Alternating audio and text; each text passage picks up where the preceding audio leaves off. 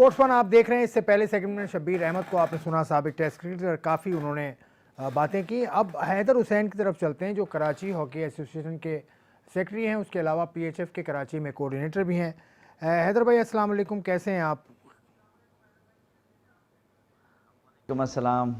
अच्छा हैदर भाई, 2021 आपका बड़ा फाल गुजरा, आप कुछ बताइए 2021 में क्या अचीव किया आपने?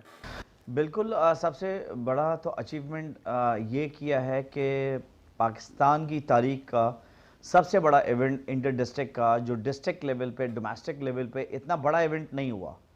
और वो इवेंट में सबसे ज़्यादा ख़ास बात ये थी कि विनिंग जो प्राइस थी वो 6 लाख रुपए थी और रनर्स अप थी 3 लाख रुपए थी। Best player of the tournament एक बाइक थी 70 सीसी, टॉप स्कोरर एक बाइक थी, best goalkeeper of the tournament एक बाइक थी।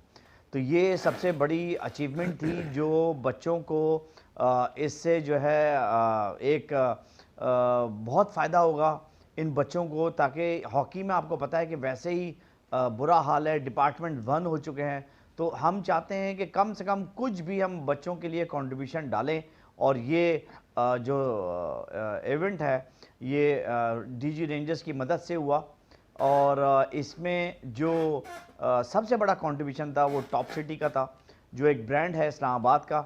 इसलिए कि लोग ये कहते हैं कि हॉकी के लिए स्पॉन्सर्स नहीं आते, लेकिन मैं इससे इत्तेफाक नहीं करता किसी भी बात पे। यही मेरा आपसे अगला सवाल था कि हॉकी स्पॉन्सरशिप बिल्कुल नहीं है स्पॉन्सरशिप तो, लेकिन इस क्रिकेट में बहुत ज़्यादा पैसा चला जाता, तो आप क्या ऐसा करते हैं कि स्पॉन्सरशिप आपके पास माशाल्लाह आती रहती है?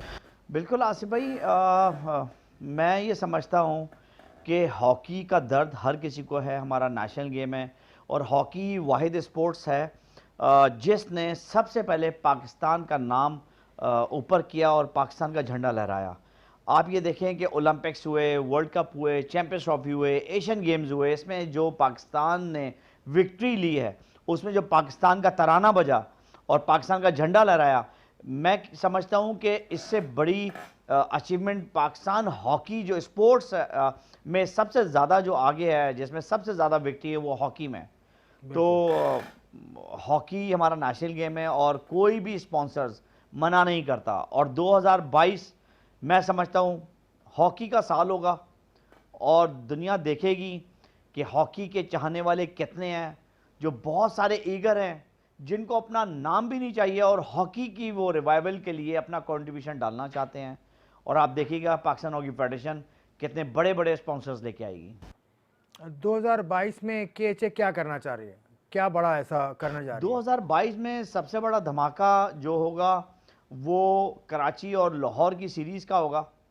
और उसमें सबसे बड़ा जो कंट्रीब्यूशन डालेंगे वो लाहौर कलंदर के आतिफ राना साहब डालेंगे, इसलिए कि वो ये चाहते हैं कि हॉकी की रिवाइवल के लिए उन्होंने आगे कदम बढ़ा लिया है और उनके पास स्पॉन्सर्स भी रेडी हैं।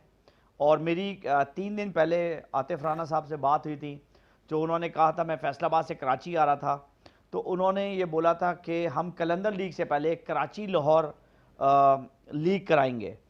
तो उसमें 2 मैचेस कराची में होंगे, 3 मैचेस लाहौर में होंगे और वो भी बहुत तारीखी मैचेस होंगे।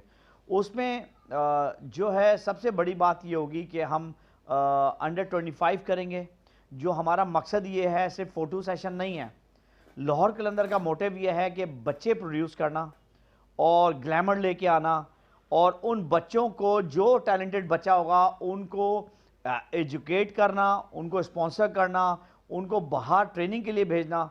तो उसका मेन मकसद ये है। सिर्फ लाहौर कलंदर का मकसद ये नहीं है कि सिर्फ फ़ोटो सेशन हो, मैचेस हो और ख़त्म हो जाए।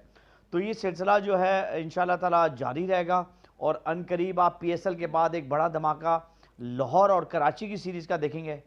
और आगे आप देखिएगा जब लाहौर और कराची आएंगे, पहले जो आपने देखा होगा जो विक्ट्री स्टैंड हुए हैं, लाहौर और कराची का बहुत बड़ा रोल रहा है।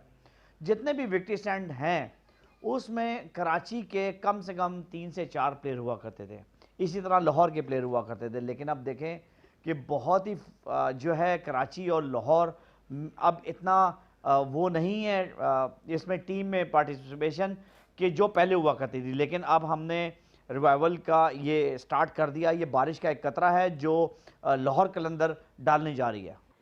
ये बारिश का एक कतरा तो उस वक्त समंदर बनेगा जब दूसरे शहर भी कंट्रीब्यूट करेंगे। अकेला कराची या केएचए की कंट्रीब्यूशन तो नाकाफ़ी है पाकिस्तान हॉकी बिल्कुल के लिए। 144 डिस्ट्रिक्ट्स हैं इस पाकिस्तान के। जिस तरह Karachi hockey association Pakistan hockey development vision के पीएचएफ डेवलपमेंट विजन के मुताबिक जो काम कर रही है, इसी तरह बहुत सारे डिस्ट्रिक्ट्स भी अगर अपना कंट्रीब्यूशन डालें।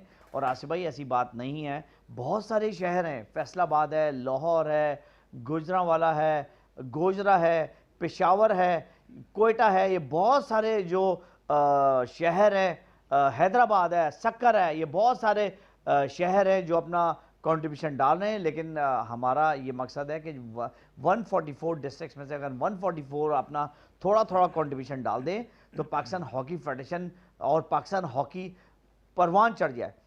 हम लोग सिर्फ तनकीद करते हैं पाकिस्तान हॉकी फेडरेशन क्या कर रही है, गवर्नमेंट क्या कर रही है। मेरा ये मौक़िफ़ है कि हम क्या कर रहे हैं। हम अगर ये सोचने लग जाएं कि हम क्या कर रहे हैं तो हॉकी बहुत ऊपर चल जाएगी। हमने अपना ईमानदारी से कंट्रीब्यूशन डालना है और आप देखें सिर्फ हम अपना जो है आउटपुट दे दें और हॉकी के लिए फिर आप देखें कि हॉकी कहाँ जाएगी। अच्छा हैदर, आपके ऊपर एक तनकीद होती है कि यहीं पर कराची में कि आप तवील अरसे से सेक्रेटरी हैं और कोई दूसरा आपके सामने आता नहीं है। इसकी क्या वजह है? आपका काम इसकी वजह है या कोई और इलेक्शन नहीं होते केएचए में? बिल्कुल क्या आसिफ वजह है? भाई, तनकीद तो आज आप कह रहे हैं, मैंने तो नहीं सुना कि कभी तनकीद हुई। इसलिए कि हमेशा इलेक्शन होते हैं। पहले 2016 सितंबर में इलेक्शन हुए थे, फिर 2018 में हुए थे। दोनों टाइम जो है, अच्छा 2016 में जो हुए थे वो बायो इलेक्शन थे, इसलिए कि पहले सेक्रेटरी कोई और थे, उन्होंने रिज़ाइन किया तो उसकी वजह से फिर मुझे खड़ा होने किया। वैसे तो एक्चुअली देखा जाए कि मैं इंटरेस्टेड नहीं था और मैं तो इलेक्शन करवा रहा था। वो तो लास्ट डे मुझे बोला गया कि आप इलेक्शन में खड़े हो, वरना मेरा कैंडिडेट में नाम ही नहीं था। 4 कैंडिडेट थे, उसमें 5वां मेरा नाम भी नहीं था। वो तो लास्ट डे मुझे बोला गया कि नहीं आपने खड़ा होना है, तो मैंने वहाँ पर इलेक्शन में हिस्सा लिया और उसमें मैं 16 वोटों से जीता। 21 में से 16 वोट मेरे पास आए। 2018 में भी ऐसे इलेक्शन हुए। तो इलेक्शन तो हर 4 साल बाद होते हैं। मुझे अभी 5 साल हो चुके हैं, तकरीबन 5 साल भी ख़त्म हो चुके हैं। सितंबर में ख़त्म हुए, 6ठा साल चल रहा है और अभी 2022 में दोबारा इलेक्शन है। तो ये ओपन फोरम है, सबको है, कोई भी आ सकता है, कोई भी अपना फॉर्म जमा करा सकता है और सबको ओपन है। यहाँ पर ये किसी की मतलब रियासत नहीं है कि अपनी मर्जी से कि मैं बैठा हूँ तो मैं नहीं रहना है। जो काम करना चाहता है वो आए और इलेक्शन लड़े। अच्छा, चलें ये इस शुरू पर वापस आ जाते हैं। जो अभी दिसंबर में ख़त्म हुआ, जिना डे पर आपने करवाया था, ये आइडिया कैसे आया कि जिना को डिस्ट्रीब्यूट किया जाए हॉकी के ज़रिए? 12 बजे आपने केक भी काटा, बहुत खूबसूरत मेला आपने सजाया था, इसके बारे में बताइए, इसकी प्राइज़ मनी वगैरह के बारे में ये बताइए। इनिशिएटिव जो लिया, हम तो पीछे पड़े हुए थे कि डीजी रेंजर्स 2017 में हुआ था। जो आज के कोर कमांडर कराची हैं मोहम्मद सईद साहब, लेफ्टिनेंट जनरल मोहम्मद सईद साहब, इन्होंने ये डीजी रेंजर्स गोल्ड कप कराया था 2017 में। उसके बाद हमने बड़ा मुसलसल उनसे रिक्वेस्ट करी कि डीजी रेंजर्स इंटर डिस्ट्रिक्ट होना चाहिए और उन्होंने हमें अप्रूव किया कि हम जो है इफ्तिखार हसन चौधरी जो डीजी रेंजर्स हैं अभी सिंध के, उन्होंने अप्रूव किया। लेकिन उन्होंने एक चीज़ कहा कि ये जो है जिना के नाम से होना चाहिए, डीजी रेंजर्स के नाम से नहीं होना चाहिए। तो हमने उसको एक्सेप्ट किया और उन्होंने ही ये सारा प्लान दिया, हमने उसको एग्जीक्यूट किया। हम ऑर्गेनाइज़र थे और ये डीजी रेंजर्स का इनिशिएटिव था, हम ऑर्गेनाइज़र थे। लेकिन हम दोनों मिलने के बावजूद भी ये टूर्नामेंट नहीं हो सकता था अगर स्पॉन्सर्ड नहीं होते। टॉप सिटी ये वाहिद ब्रांड है जो मैंने अभी तक देखा है हम इन 6 सालों में, कि जिनको पब्लिसिटी की ज़रूरत नहीं थी, इसलिए कि इनका जो प्रोजेक्ट जो इस्लामाबाद में तो वो सेल आउट हो चुका था और उसके बावजूद ये यहाँ पर आए हॉकी रिवाइवल के लिए। और उन्होंने मतलब हमारी सोच से भी बढ़कर जो है इन्होंने अपना कंट्रीब्यूशन डाला और पूरे कराची को सजाया।